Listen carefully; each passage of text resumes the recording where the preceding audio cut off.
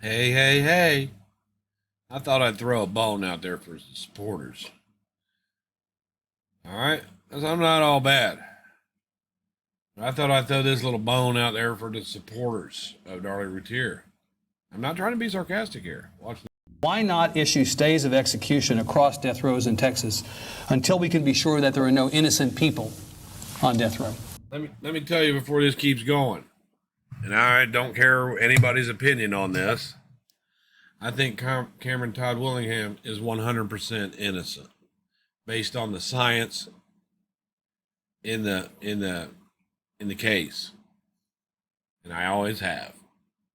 And people can give me their opinions on that, but that's where I stand with it. But I believe that Willingham was innocent. I think we have a good process in place. Do you believe that the Willingham investigation is proving that we have a good process in place as it's played out so far? Yes, sir. You do? Yes, sir. It's been in front of 9 courts. It's been in front of the Supreme Court 4 times. You had the wife come down within the last week and stand up and say, this man told me that he murdered our children. You have the defender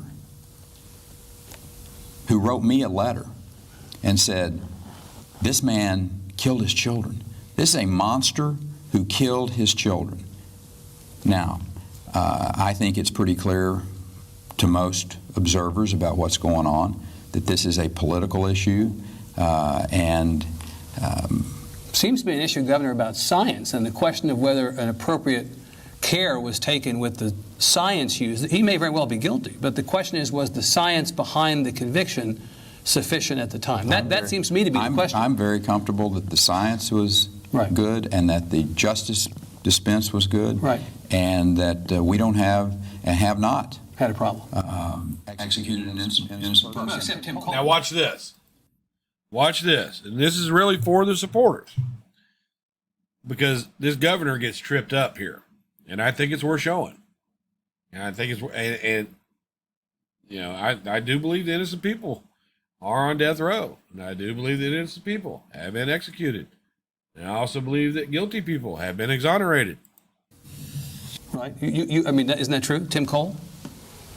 Well, we gave Tim Cole, while I was finishing my statement. Yes, sir. While I've been the governor. Yeah.